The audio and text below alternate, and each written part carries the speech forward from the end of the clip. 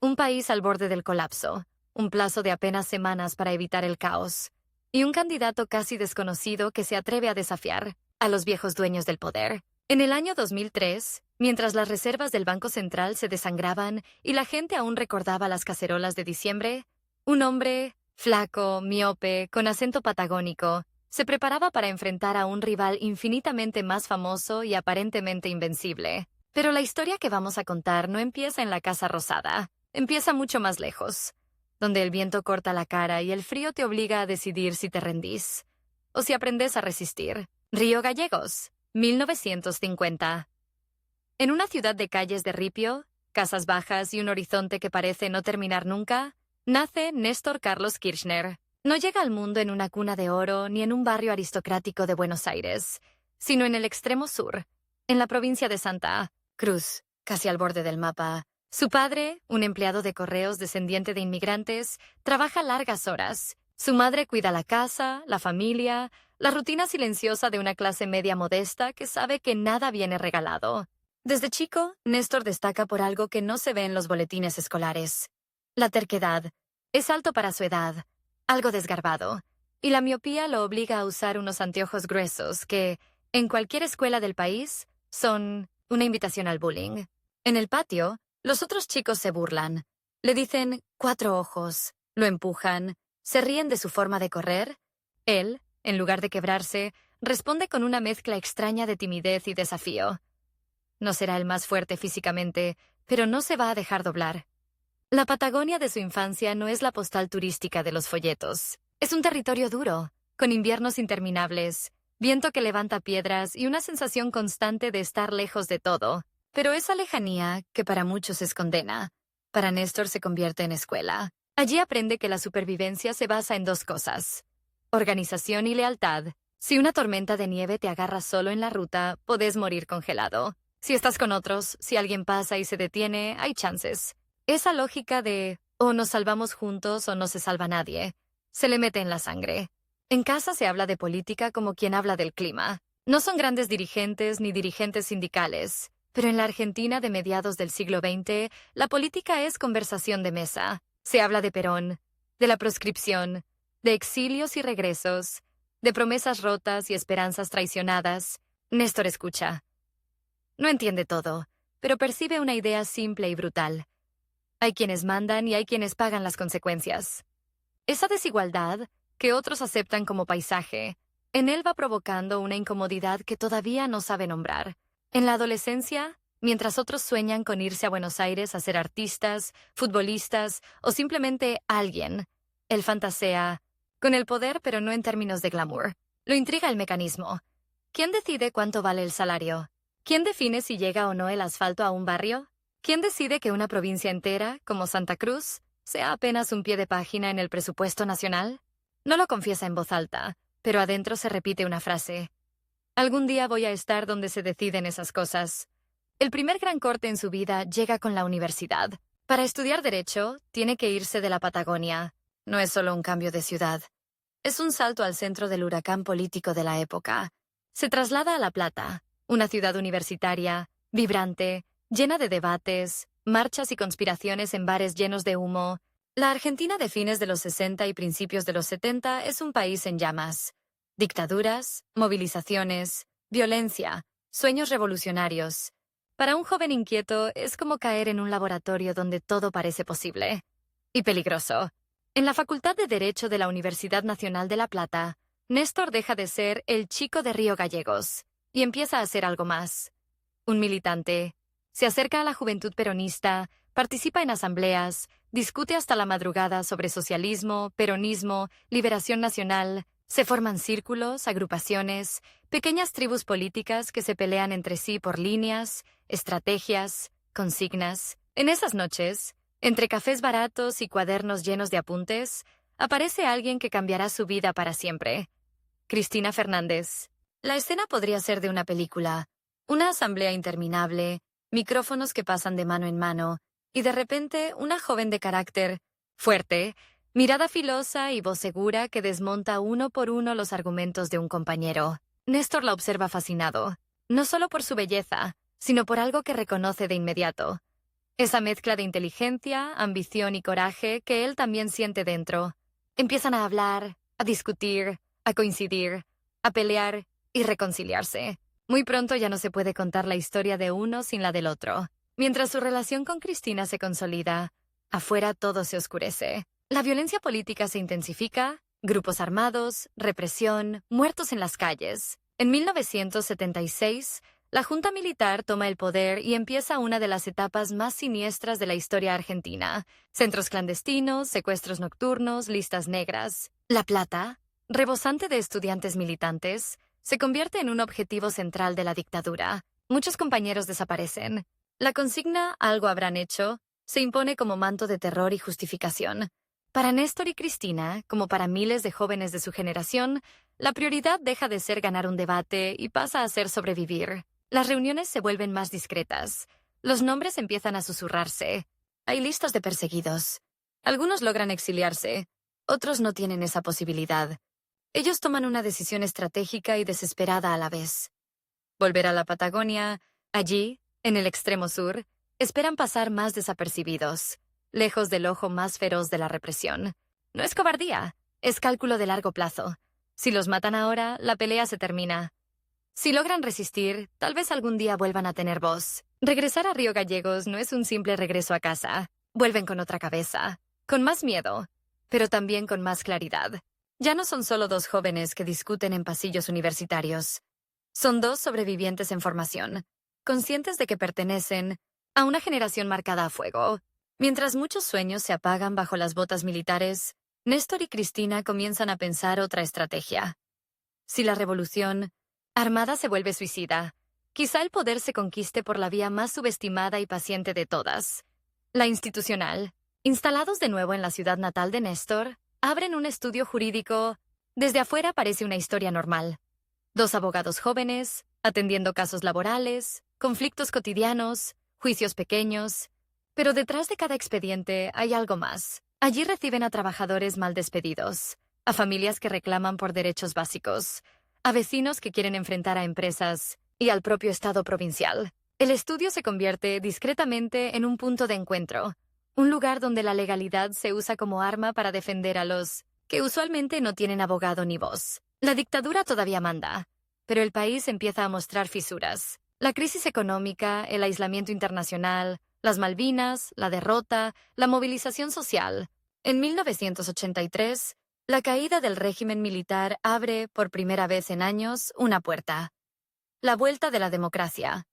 Las calles se llenan de actos, banderas, listas de candidatos. La política, esa palabra que durante años fue susurro peligroso, vuelve a pronunciarse en voz alta. Para muchos, es apenas la recuperación de lo normal. Para Néstor, es algo mucho más profundo. La confirmación de que el momento que esperó desde la adolescencia finalmente ha llegado. Pero la democracia no llega sola. Llega con un mapa de poder ya armado. En Santa Cruz, como en tantas provincias, hay caudillos, apellidos que se repiten, pactos entre viejos dirigentes, gobernadores que se creen dueños del territorio. La tensión central de su vida empieza a definirse. ¿Aceptar que el sur siga siendo un feudo controlado por otros o desafiar ese orden? Allí aparece, con nitidez, el conflicto que lo acompañará hasta la presidencia. El enfrentamiento con otros peronistas, con otros jefes políticos con los que se creen eternos. El principal rival no será un partido opositor, sino aquellos que dicen representarlo, pero que él considera parte de un sistema agotado. Néstor decide que ya no alcanza con litigar en tribunales. Si quiere cambiar las reglas, tiene que entrar al lugar donde se escriben. El tiempo corre. La primera ola de entusiasmo democrático no durará para siempre, y quienes se acomoden primero en el tablero tendrán ventaja decisiva en las décadas por venir. Con Cristina como aliada clave, se mete de lleno en la interna del peronismo santacruceño. No tiene la plata de los viejos caciques, ni el aparato consolidado, ni los contactos en Buenos Aires. Lo que tiene es otra cosa. Determinación obsesiva, una memoria prodigiosa para nombres y favores, y una capacidad casi brutal para resistir la presión. La política santacruceña de mediados de los 80 es una cancha inclinada. En un lado, los dirigentes tradicionales, con sus redes clientelares, sus medios amigos, su control del Estado provincial. Del otro, un abogado flaco con anteojos gruesos y su círculo de leales, recorriendo barrios, golpeando puertas, preparando reuniones en clubes de barrio. En cada conversación repite una idea que suena simple pero radical. Si no nos plantamos ahora, en 10 años va a ser tarde. Van a seguir mandando los mismos de siempre. Para muchos militantes jóvenes, esa urgencia es un llamado a la acción. La primera gran prueba llega con la posibilidad de disputar la intendencia de Río Gallegos.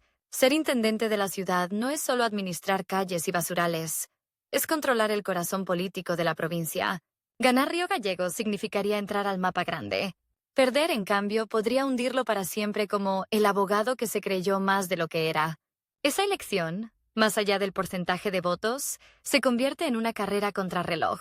Hay pocos meses para construir una imagen, presentar un programa, enfrentar campañas sucias y, sobre todo, desafiar a un adversario con décadas de ventaja. En ese proceso empieza a pulirse el estilo Kirchner. No es un orador clásico. No tiene la voz engolada de los viejos tribunos, ni la sonrisa televisiva pulida por asesores. Habla rápido, a veces atropellado, con una mezcla de tecnicismo y calle que descoloca. Pero hay algo que la gente percibe. No está leyendo un libreto ajeno. Cuando se indigna, se nota que es real. Cuando se burla de los poderosos, lo hace con la rabia de quien los conoce de cerca. La campaña es desigual, pero su figura empieza a crecer. En cada acto, repite una frase que suena a desafío personal. A los que creen que Santa Cruz es su estancia, les digo, el tiempo se les acaba. La presión aumenta día a día. En los pasillos políticos se escucha una sentencia. Si pierde esta elección, quedará marcado como un loco ambicioso que desafió a los dueños sin tener con qué. La Patagonia no perdona fácilmente a quienes se alzan contra sus jerarquías y fracasan. Los rivales lo subestiman en público, pero lo atacan en privado. Se multiplican los rumores. Que es demasiado radical, que es peligroso, que está manejado por su esposa, que no duraría ni un año. En el poder sin chocar con todos. A medida que se acerca la fecha, la campaña se vuelve más áspera, más personal, más intensa. En casa, con Cristina, las discusiones son tan políticas como íntimas. Saben que no hay plan B cómodo. Si pierden, no los espera una consultora en Buenos Aires, ni un puesto seguro en alguna empresa estatal. El regreso a la vida normal es difuso, casi inexistente. Han apostado todo a una idea, que desde la periferia se puede desafiar al centro, que desde la provincia más austral se puede construir, un proyecto capaz de torcerle el brazo al sistema. El reloj corre, y cada día que se tacha en el calendario es una mezcla de adrenalina y vértigo. La noche en que se abren las urnas en Río Gallegos, la ciudad parece contener la respiración. En los locales partidarios, los punteros hacen cuentas febriles. En el estudio jurídico que vio a Néstor y Cristina pelear juicios menores durante años, ahora hay mapas, teléfonos sonando sin parar, militantes entrando y saliendo con datos confusos. Afuera sopla el viento helado de siempre, pero adentro todo arde. No es solo una elección municipal. Es el primer gran round de una pelea mucho más grande. Una pelea que, aunque todavía pocos lo sepan, terminará trasladándose a la escena nacional. Cuando llegan los primeros resultados, la sorpresa empieza a tomar forma. El candidato subestimado, el abogado flaco de anteojos, el hombre del remoto sur, va adelante, no por goleada, no de manera aplastante, pero lo suficiente como para que los viejos caudillos empiecen a entender que algo se rompió. En cada mesa que se computa, el mensaje se repite. Río Gallegos está cambiando de manos. Los que lo veían como una anécdota incómoda, una molestia pasajera, de pronto lo empiezan a mirar con otra clase de preocupación, la que se reserva a un rival real. Esa noche, mientras los festejos improvisados inundan las calles de la ciudad y el nombre de Néstor Kirchner empieza a imprimirse en pancartas que hasta hace poco no existían, él se queda unos segundos en silencio, aparte del ruido, mirando por una ventana. Sabe que ha ganado una batalla, pero también intuye algo más inquietante. A partir de ese momento, cada paso será observado, cada error será amplificado, cada gesto será medido. Lo que en La Plata empezó como un sueño discutido en pasillos universitarios, ahora se ha convertido en mandato concreto. El chico miope de la Patagonia ha entrado, al fin, en la arena política. Lo que todavía nadie imagina es que este primer triunfo local es apenas la apertura de una confrontación mucho más grande, contra adversarios mucho más poderosos, en escenarios donde el tiempo correrá aún más rápido y el margen de error será casi inexistente. Mientras en Buenos Aires los analistas discuten si Carlos Menem volverá a ser presidente, A más de 2.000 kilómetros de distancia, un intendente casi anónimo está haciendo algo que, para muchos, roza la herejía.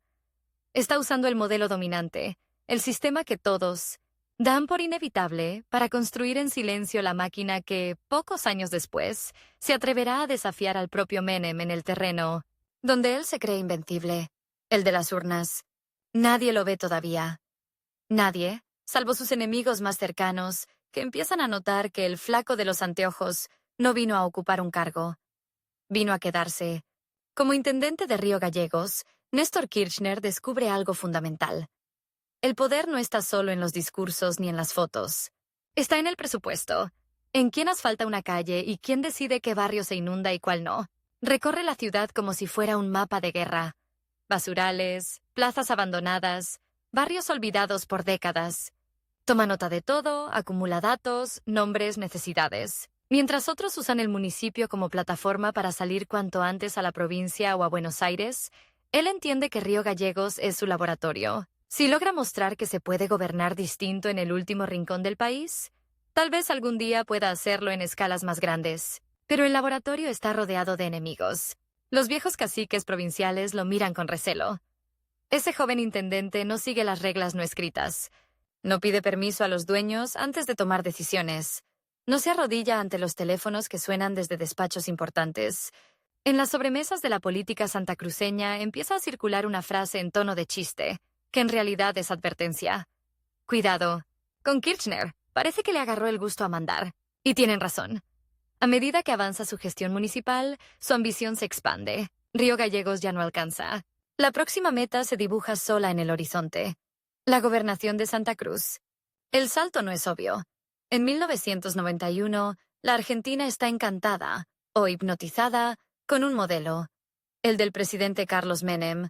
Privatizaciones, convertibilidad, un peso igual a $1. Viajes a Miami y promesas de primer mundo. En ese contexto, ser gobernador de una provincia petrolera remota puede parecer, para muchos, un premio de consolación. Para Néstor, es exactamente lo contrario. Es la oportunidad de manejar recursos estratégicos que el gobierno nacional codicia. Si logra controlar Santa Cruz, tendrá algo que a Menem le importa: energía, regalías, dólares. Y con algo que le importa al presidente más poderoso del país, se pueden negociar muchas cosas. La campaña a gobernador es, otra vez, una carrera cuesta arriba y contra el reloj. No tiene el aparato de sus rivales internos, pero tiene algo que ellos subestiman. La estructura construida en Río Gallegos, barrio por barrio, cara por cara. Sus actos no son multitudinarios, pero sí intensos. Habla de federalismo, de autonomía provincial, de que Santa Cruz no puede seguir siendo una tierra de paso donde las decisiones se toman a 3.000 kilómetros. Algunos lo tachan de demagogo, otros, de loco. Pero hay una porción de la población, cansada de los mismos apellidos de siempre, que ve en él algo diferente. Cuando llegan las elecciones, el resultado confirma el cambio. Néstor Kirchner se convierte en gobernador de Santa Cruz. En los primeros meses de gestión, el nuevo gobernador muestra una mezcla desconcertante de pragmatismo y confrontación. Por un lado, se alinea formalmente con el gobierno nacional de Menem. No lo enfrenta en público. Apoya algunas privatizaciones, negocia fondos, firma acuerdos. Por el otro, empieza a construir un poder propio en la provincia, consolidando lealtades y recortando espacios a los viejos caudillos locales. Es un equilibrio inestable, casi esquizofrénico. Necesita al presidente que encarna un modelo que no comparte del todo, y al mismo tiempo prepara, sin decirlo, el terreno para un futuro en el que ya no dependa de él. El episodio que marcará esa tensión con fuego se escribe con cifras que marean. Las regalías petroleras. Santa Cruz, rica en hidrocarburos, reclama al Estado Nacional el pago de lo que considera una deuda millonaria. La disputa llega a la Corte Suprema. El conflicto es áspero, técnico, pero detrás hay algo más profundo. Un gobernador del sur plantándose frente a un presidente que se cree intocable. Finalmente, la provincia consigue el pago de una suma enorme, y es ahí donde Kirchner toma una decisión que, hasta hoy, genera debates, sospechas y mitos. Manda esos fondos al exterior, a cuentas, en el extranjero, como reserva de Santa Cruz. Para sus defensores, es un acto de autonomía y previsión. No quiere que la nación, endeudada y voraz, se coma los ahorros de su provincia.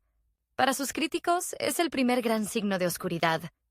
¿Por qué tanto dinero fuera del país? ¿Quién lo controla? ¿Cómo se usa? Más allá de las interpretaciones, un hecho es innegable.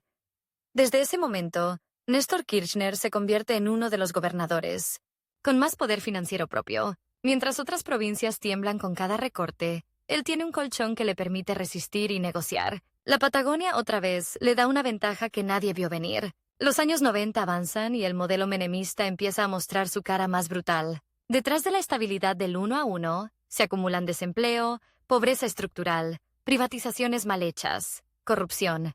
Pero lo hace de manera silenciosa, casi anestesiada. Todos parecen acostumbrados, todos menos algunos.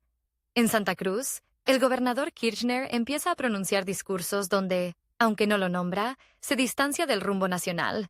Habla de la necesidad de recuperar el rol del Estado, de no regalar el patrimonio nacional, de no resignarse a ser simples espectadores. Sus palabras chocan con el clima de época. Para muchos suena anticuado. Para otros es una bocanada de aire. Puertas adentro, sin embargo, la tensión se vuelve personal. Carlos Menem, que lo trataba como un aliado más, empieza a verlo como un gobernador incómodo, indomable. No es el único, claro, pero hay algo en ese hombre del sur que lo irrita especialmente. No acepta la lógica de subordinación total. En reuniones privadas se cruzan miradas filosas, comentarios ácidos. Néstor entiende que no puede enfrentarlo frontalmente aún. Menem sigue siendo demasiado fuerte, pero archiva cada gesto, cada desplante, como quien guarda munición para una batalla futura. La reelección de Kirchner como gobernador en 1995 y luego otra vez en 1999 consolida su rol de varón territorial sólido y al mismo tiempo empiezan a encerrarlo en una paradoja peligrosa. Para la política nacional es uno más de los gobernadores peronistas. Para los santacruceños es casi un jefe indiscutido, pero él ya mira más allá de la cordillera y del Atlántico. Intuye que el ciclo menemista, aunque gane elecciones, está agotado. Siente, como muchos argentinos, que algo está a punto de romperse. La pregunta es, cuando eso pase, ¿quién va a estar listo para ocupar el vacío?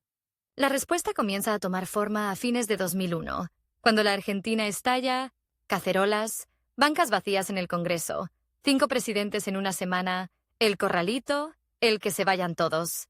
El modelo que había prometido estabilidad se derrumba de manera espectacular, y con él, se derrumba también la ilusión de una clase política intocable. En ese caos, muchos dirigentes se paralizan. No saben qué decir, por dónde empezar, cómo explicar su parte en el desastre. Néstor, desde el sur, ve otra cosa.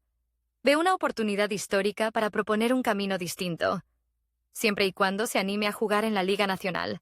El escenario, sin embargo, es endemoniado. Tras la renuncia de Fernando de la Rúa, asume la presidencia interina Eduardo Duhalde, viejo rival interno de Menem y dirigente del peronismo bonaerense. Duhalde también entiende que Menem es el pasado, pero sabe que sigue teniendo fuerza en el conurbano, en las estructuras, en la memoria de muchos. En ese tablero, el flaco de Santa Cruz aparece como una carta poco conocida, casi exótica, pero con una ventaja clave. No está asociado directamente al desastre del 2001. No fue parte del gobierno nacional, no tiene fotos abrazando al FMI ni defendiendo el corralito. La negociación es intensa y tiene forma de ultimátum. Duhalde necesita un candidato presidencial que pueda frenar el regreso de Menem, pero no puede imponer a cualquiera. La gente está furiosa, desconfiada, harta. Candidato demasiado identificado con la vieja política. Candidato condenado. Tras barajar varios nombres, elige a Néstor Kirchner, no porque sea el más popular. Las encuestas le dan apenas 2 o 3% de intención de voto, sino precisamente porque casi nadie lo conoce. Es un riesgo calculado. Un desconocido puede crecer. Un quemado, no. Kirchner acepta, pero sabe que la apuesta es de alto voltaje. Tiene muy poco tiempo para pasar de ser el gobernador del fin del mundo al hombre capaz de disputar la presidencia con Carlos Menem, el animal político más temido del país. Empieza entonces una carrera contrarreloj que definirá su vida. Faltan pocos meses para las elecciones de abril de 2003. Menem, con toda su fama y su aparato, lidera las encuestas sin dificultad. Néstor arranca casi desde cero. No tiene la sonrisa televisiva de los candidatos preparados en sets de TV, ni el marketing aceitado de las consultoras. Tiene otra cosa. Un relato de vida que se parece al de millones de argentinos golpeados por la crisis. Y un discurso que no promete milagros, pero sí algo que suena casi revolucionario en ese momento. Cambiar las reglas del juego, no solo los jugadores. Los primeros actos de campaña son casi precarios.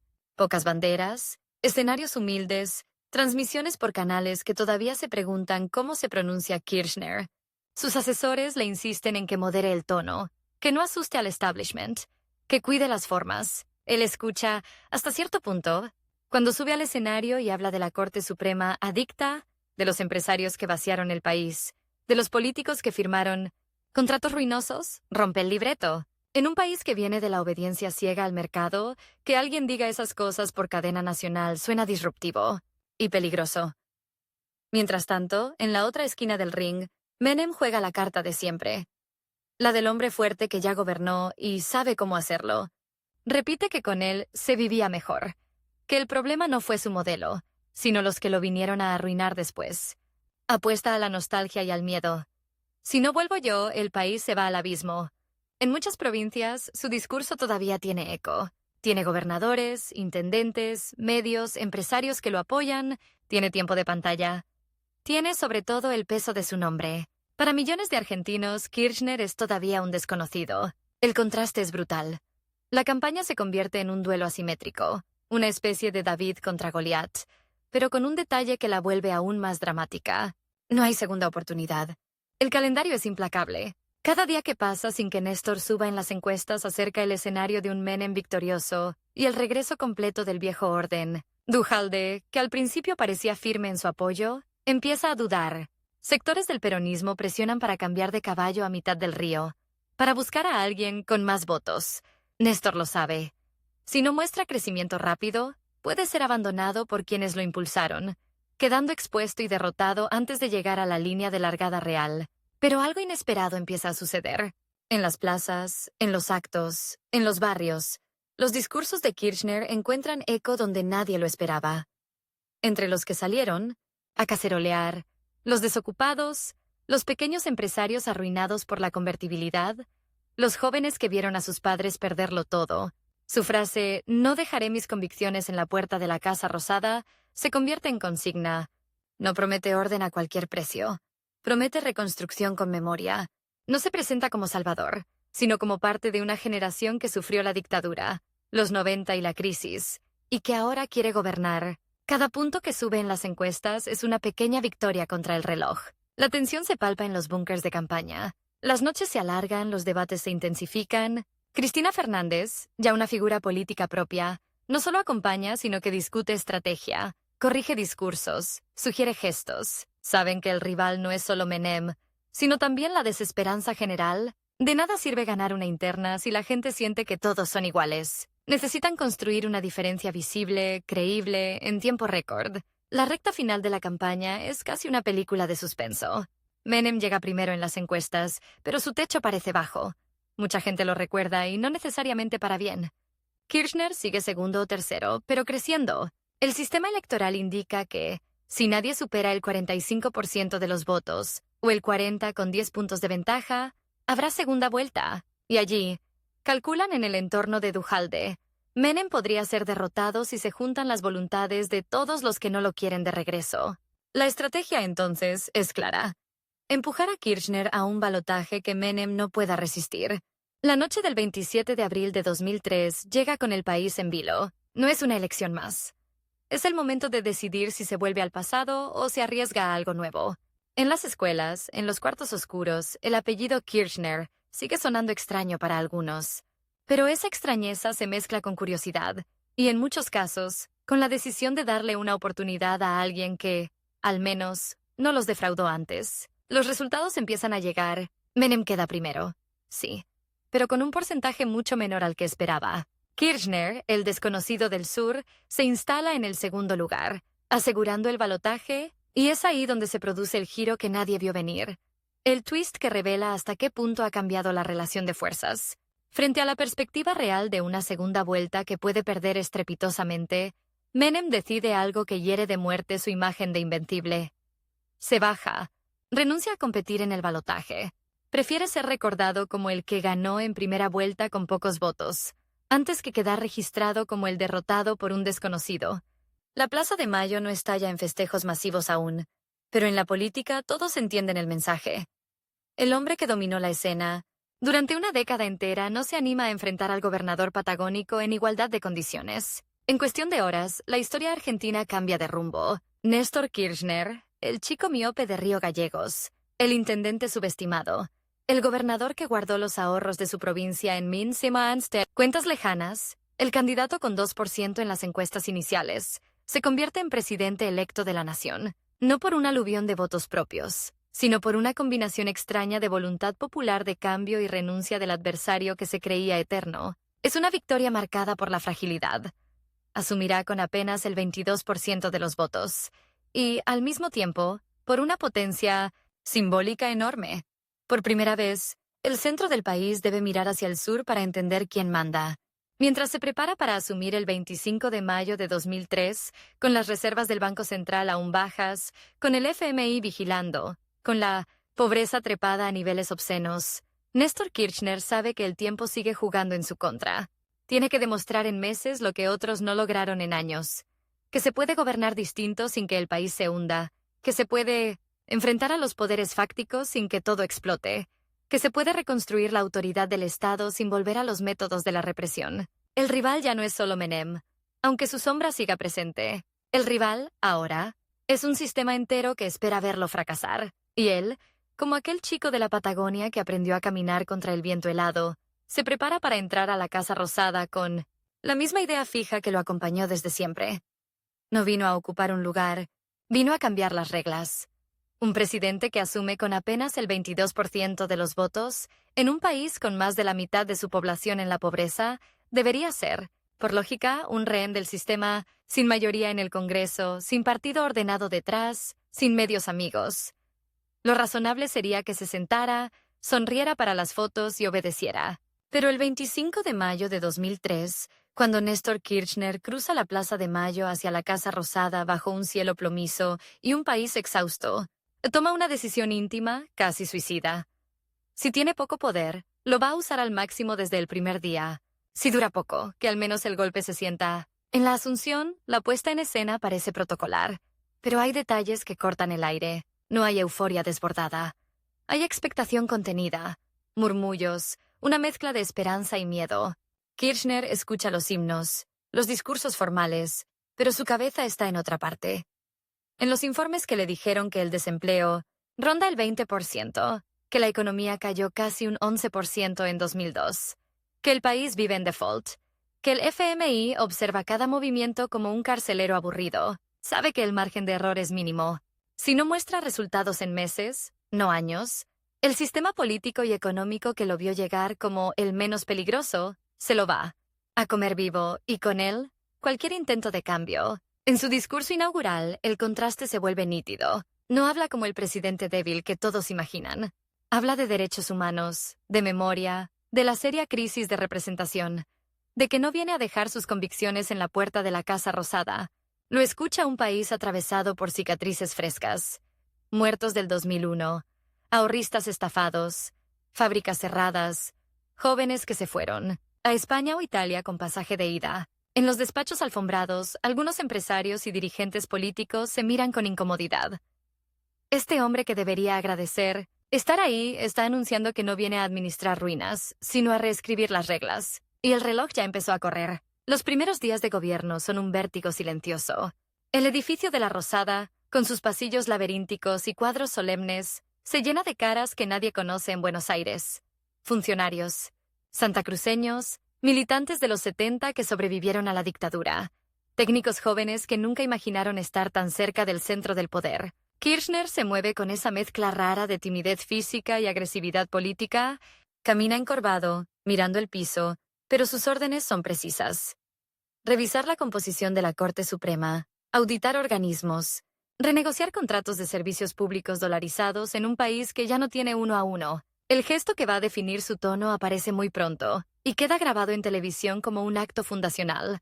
En el colegio militar, frente a las cúpulas de las Fuerzas Armadas, pronuncia un discurso donde habla de hijos del silencio y de nunca más la obediencia debida. En la ESMA, el mayor centro clandestino de detención de la dictadura, promete convertir el horror en un espacio de memoria, pero la escena más brutal ocurre en la Casa Rosada. De pie, junto al entonces jefe del ejército, ordena retirar los cuadros de los dictadores, Jorge Rafael Videla y Reinaldo Viñone. La cámara toma el momento en que los cuadros son descolgados. No es solo decoración. Es un mensaje directo a un país acostumbrado a que los presidentes pidan permiso a los fantasmas del pasado antes de tocar nada. Kirchner, con apenas meses de mandato y sin votos de sobra, provoca a uno de los poderes más sensibles de la Argentina. Los resabios de la dictadura. Mientras tanto, el enemigo más sutil está en los números y en los tiempos. La inflación, contenida por la recesión, puede dispararse si la economía se mueve demasiado rápido. Los organismos internacionales exigen ajustes, recortes, señales de seriedad. Los gobernadores miran de reojo. Muchos estuvieron más cerca de Menem o de Duhalde que de este patagónico imprevisible. La oposición, fragmentada, espera paciente. Si el experimento Kirchner fracasa, todos podrán decir, te lo dije. El verdadero límite es el calendario. Tiene solo 4 años de mandato, y los primeros 12 o 18 meses son decisivos. Si para entonces no logró bajar la desocupación, normalizar algo la economía y estabilizar la política, será recordado como una nota al pie de la crisis del 2001. Kirchner entiende que necesita anclas concretas, símbolos que se traduzcan en cambios palpables, avanza con la renovación de la Corte Suprema, histórica aliada del menemismo, impulsa el juicio político a los magistrados más cuestionados y promueve nuevos nombres. Es un movimiento arriesgado. La Corte es el último refugio de un orden que Menem dejó marcado a fuego. Tocar ahí es desafiar no solo a un expresidente, sino a todos los que se beneficiaron durante años con fallos a medida. En paralelo, impulsa la anulación de las leyes de obediencia debida y punto final, abriendo la puerta a la reapertura de juicios por crímenes de lesa humanidad. Los organismos de derechos humanos, acostumbrados a décadas de promesas vacías, miran con cautela, hasta que las primeras condenas vuelven a escucharse en los tribunales. La Argentina, lentamente, empieza a mirar su propio pasado sin vendas, pero la memoria no llena la heladera. Mientras reabre heridas necesarias, el gobierno se sumerge en la guerra más técnica y despiadada, la de la deuda externa. La Argentina está en default desde 2001, y el mundo financiero la trata como un apestado. Kirchner, junto a su ministro de Economía, Roberto Lavagna, decide jugar fuerte. Propone a los acreedores una quita histórica, cercana al 70% del valor nominal de los títulos. La reacción es furiosa. Diarios económicos internacionales hablan de populismo temerario. Analistas vaticinan el aislamiento total. Los voceros del establishment local susurran que así no se gobierna un país serio. El FMI, molesto, exige señales de disciplina. Kirchner responde con una mezcla de firmeza y desafío. Los muertos no pagan deudas. Repite como mantra. Sabe que tiene una ventaja inesperada. El desastre ya ocurrió en 2001.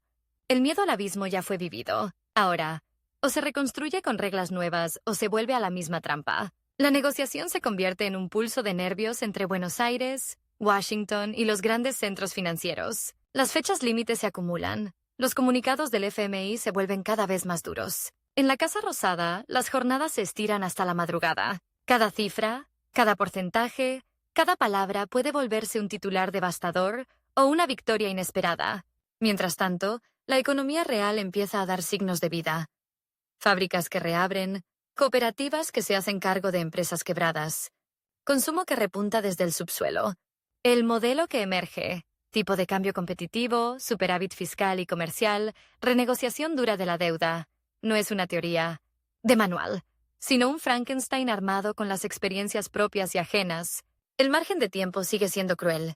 Si la negociación fracasa, el rebote económico puede evaporarse en semanas.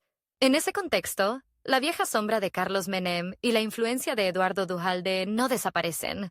Mutan. Menem, debilitado, intenta seguir siendo el referente de quienes añoran la estabilidad de los 90.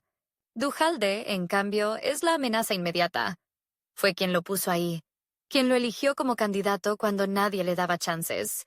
Muchos creen que podrá manejarlo a distancia, que Kirchner será su delegado en la Casa Rosada, pero el presidente tiene otros planes. Poco a poco empieza a desmarcarse, reemplaza funcionarios dualdistas, construye una base de poder propia, habla directamente con intendentes del conurbano sin intermediarios. El conflicto, inevitable, tiene fecha. Las elecciones legislativas de 2005 en la provincia de Buenos Aires, Antes de ese duelo, llega otra jugada que conmociona al tablero global. En diciembre de 2005, Kirchner anuncia el pago anticipado total de la deuda con el FMI, casi $10.000 millones de una sola vez. Es una decisión demoledora. Para sus críticos, una locura peligrosísima. Nos quedamos sin reservas, gritan titulares y economistas ortodoxos. Para sus seguidores, la ruptura de una cadena histórica. Por primera vez en décadas, la Argentina deja de tener al fondo como auditor permanente de sus políticas. El anuncio se hace en cadena nacional, con tono grave y desafiante. No es solo economía. Es una escena casi teatral de ruptura con un poder que, durante años, dictó ajustes, privatizaciones y recortes, desde oficinas a miles de kilómetros. El mensaje interno es igual de claro. Este presidente que llegó con 22% de los votos está tomando decisiones que ningún mandatario fuerte se animó a tomar. El duelo con Duhalde en 2005 convierte ese conflicto en carne y hueso. La provincia de Buenos Aires, el distrito más grande y simbólico del país, se vuelve campo de batalla. Duhalde impulsa la candidatura de su esposa, Hilda Chiche Duhalde. Kirchner responde con algo que muchos leen como un movimiento desesperado y otros como un golpe maestro. Convence a Cristina Fernández, de Kirchner, su compañera de toda la vida y senadora por Santa Cruz, para que sea candidata allí, en territorio enemigo. La campaña es feroz. Los carteles empapelan el conurbano con dos proyectos en pugna: el del viejo peronismo territorial de Duhalde y el del nuevo proyecto kirchnerista que promete profundizar el rumbo. En cada acto, además del rival de turno, hay un espectador silencioso. Menemismo, establishment, medios, todos atentos a ver si el presidente resiste o si es apenas un paréntesis. La noche de las elecciones, el resultado es un quiebre. Cristina derrota a Chiche Duhalde con comodidad. No es solo una victoria legislativa.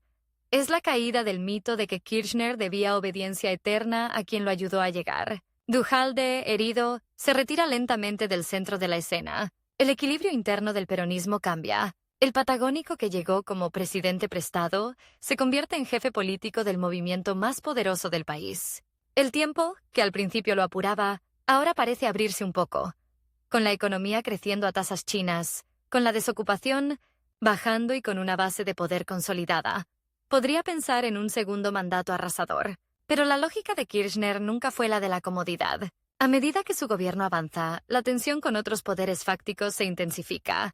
Los grandes medios de comunicación, que al comienzo lo miraban con curiosidad o simpatía moderada, empiezan a sentir que el nuevo presidente no acepta reglas tácitas. Las conferencias de prensa improvisadas, los discursos encendidos, las cadenas nacionales utilizadas para marcar posición, irritan a grupos empresariales acostumbrados a presidentes más previsibles. En los despachos de las corporaciones, la palabra kirchnerismo deja de ser solo un apellido y se transforma en etiqueta. Un estilo de gobierno que mezcla crecimiento económico, presencia fuerte del Estado, confrontación abierta y apelación constante a la memoria de los 70 y al trauma del 2001. Mientras tanto, el costo personal y político de ese ritmo se acumula. Néstor duerme poco, fuma mucho, come a deshoras. Sus colaboradores cuentan reuniones que empiezan pasada la medianoche y terminan con el primer diario del día sobre la mesa. La lógica del todo o nada que lo llevó hasta ahí se replica en cada decisión. Y el reloj sigue ahí, implacable. Falta cada vez menos para 2007, el año en que deberá decidir si busca la reelección o si da un giro inesperado. Las encuestas lo muestran fuerte, con alta imagen positiva. Podría renovar sin sobresaltos. Pero en su cabeza se instala otra idea: que el verdadero poder no está solo en permanecer, sino en ser capaz de reinventarse antes de que el sistema te devore. Mientras la economía sigue creciendo, las tensiones emergen en formas nuevas. Discusiones por el índice de inflación, sospechas sobre la manipulación de estadísticas, quejas de sectores medios que sienten que la recuperación no llega parejo, críticas de quienes lo acusan de concentrar poder, de formar una mesa chica cerrada. En paralelo, la épica de los derechos humanos, los juicios a represores y la política de memoria consolidan un núcleo duro de apoyo, que lo ve como el primer presidente que no negoció con el pasado. La figura de Cristina crece, ya no solo como compañera, sino como dirigente con voz propia. En actos, entrevistas y debates, muchos empiezan a preguntarse si no será ella la próxima en la línea de fuego. El tiempo límite que parecía condenarlo al inicio se transforma en herramienta. Kirchner decide usar el calendario como parte de su estrategia. En vez de aferrarse a la reelección, empieza a deslizar la idea de una alternancia peculiar. No hacer 2 mandatos seguidos, sino abrir paso a Cristina en 2007, reservándose a sí mismo otro rol. Para algunos, es una prueba de confianza extrema en su compañera. Para otros, una jugada fría para construir un proyecto de largo plazo. Un poder que circula, pero no se va. La tensión con la oposición y con buena parte del establishment alcanza un nuevo nivel. Ya no se trata solo de un presidente incómodo, sino de un esquema en el que, si nada se interpone, el kirchnerismo podría gobernar una década o más. La decisión se confirma. Néstor Kirchner renuncia a la posibilidad de ser reelecto, y la candidata del oficialismo en 2007 será Cristina Fernández de Kirchner. La noticia, en un país acostumbrado a líderes que se aferran al cargo hasta la última gota, suena a herejía y a cálculo a la vez. Sus enemigos anuncian el principio del fin. Dicen que sin él en la Casa Rosada, el proyecto se vaciará. Sus aliados ven la oportunidad de profundizar lo hecho con una nueva figura en la presidencia y un Néstor transformado en algo inédito en la historia argentina reciente. Un expresidente con poder real y con un rol activo en la conducción política. Las elecciones de 2007 consolidan ese giro. Cristina gana la presidencia sin sobresaltos, apoyada en los años de crecimiento, la recuperación del empleo, la renegociación de la deuda y la política de derechos humanos. Néstor, al dejar el bastón, no se retira a la tranquilidad de una casa en el sur ni a un sillón decorativo en el Senado. Se mueve rápido para ocupar un espacio distinto. Presidente del Partido Justicialista, articulador de alianzas, conductor de un proyecto, que ahora tiene 2 rostros, 2 voces, 2 estilos, y los mismos enemigos de siempre, reorganizados, más tensos, más decididos a no permitir que esta nueva forma de poder se consolide. Cuando abandona la Casa Rosada, la imagen es extraña. El hombre que llegó casi por descarte y con el tiempo en contra se va viendo, cambiado ejes que parecían inamovibles, pero al mismo tiempo su historia está lejos de cerrarse. Afuera, lo esperan un país que todavía arrastra heridas, una oposición que busca su revancha, un sistema económico que, aunque se adaptó al modelo K, nunca dejó de acumular fuerzas.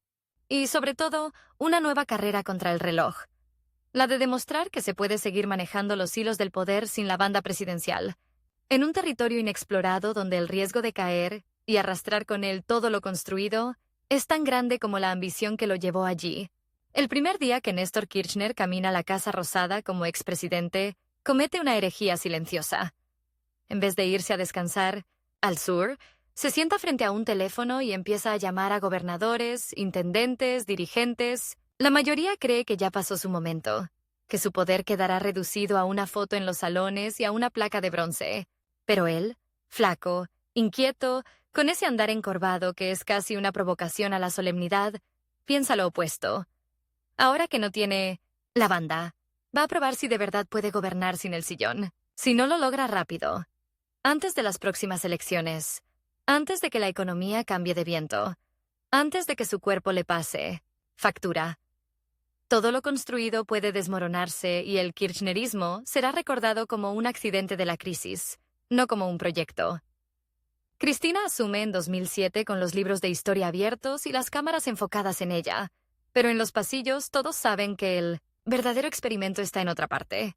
Es Néstor probando una figura inédita en la democracia argentina, la del expresidente que sigue manejando los hilos, construyendo alianzas, leyendo encuestas como radiografías de poder. Acepta la presidencia del Partido Justicialista, arma reuniones en Olivos y en el Congreso, baja a la calle cuando hace falta.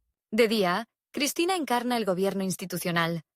De noche, entre carpetas, mates fríos y ceniceros llenos, Néstor diseña la estrategia para que todo eso no dure 4 años, sino una generación. Pero cuando cree que puede empezar a ordenar el tiempo a su favor, aparece un rival inesperado, un competidor difuso que se convierte en un bloque compacto. El campo aliado con los grandes medios. No es un general con uniforme ni un caudillo con bastón, sino una red de intereses cruzados que encuentra en la Resolución 125. Esa suba de retenciones móviles a las exportaciones agrícolas en 2008. El motivo perfecto para declarar la guerra. Lo que empieza como una medida económica se transforma en una batalla política total. Las rutas se llenan de piquetes de productores, de cacerolas, de banderas argentinas agitadas al costado de los silos. En los canales de televisión, los gráficos se tiñen de verde y de consignas dramáticas. El campo en pie de lucha. La República en peligro. Kirchner mira esas imágenes con los dientes apretados. Reconoce el tono.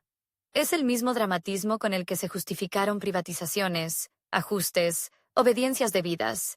Pero ahora el blanco son ellos. El tiempo de nuevo se achica.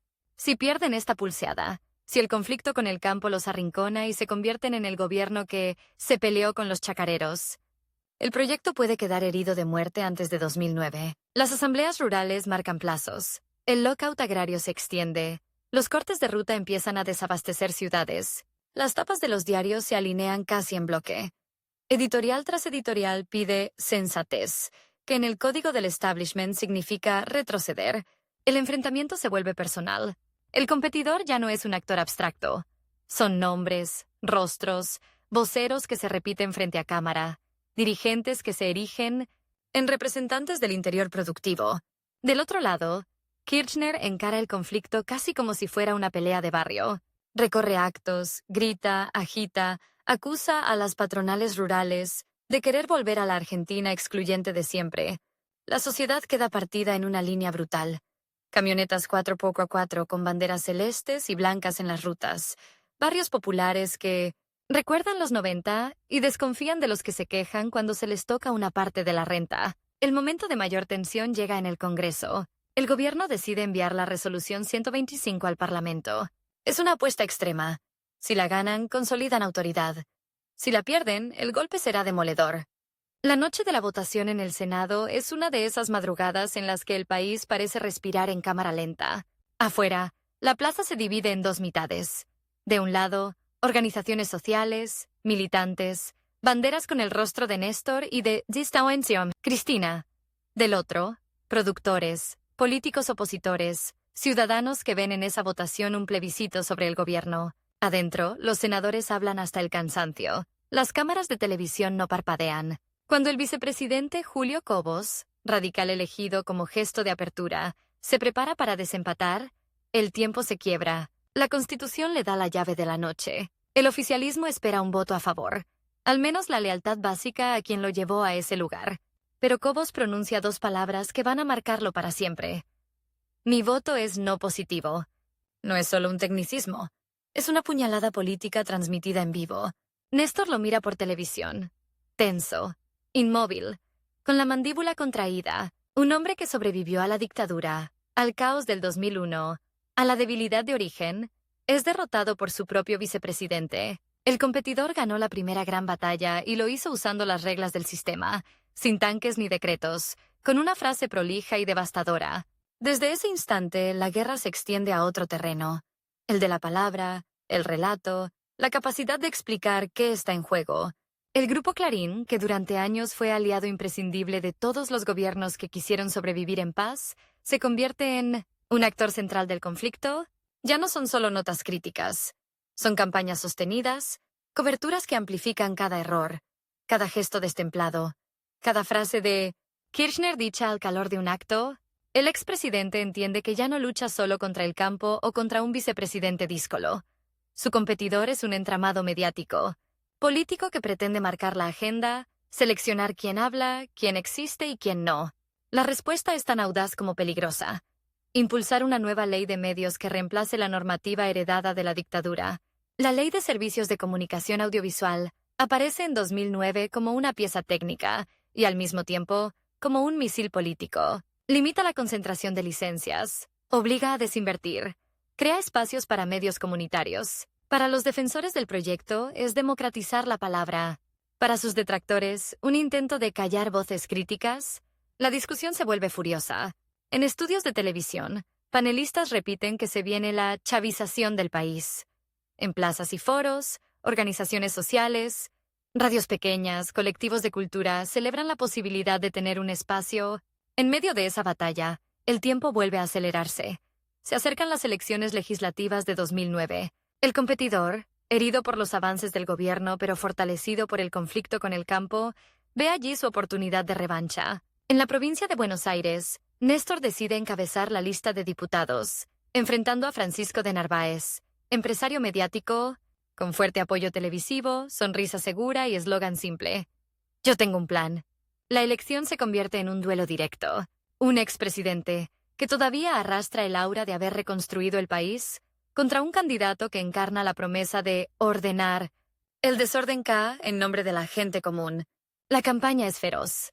Avisos televisivos, actos multitudinarios, recorridas por barrios y pueblos. Kirchner, con su camisa blanca dentro del pantalón y el saco colgando del brazo, se mete en fábricas, mercados, estaciones de tren. Pide el voto no solo por sí mismo, sino por el proyecto que comparte con Cristina. Sabe que una derrota sería interpretada como el principio del fin.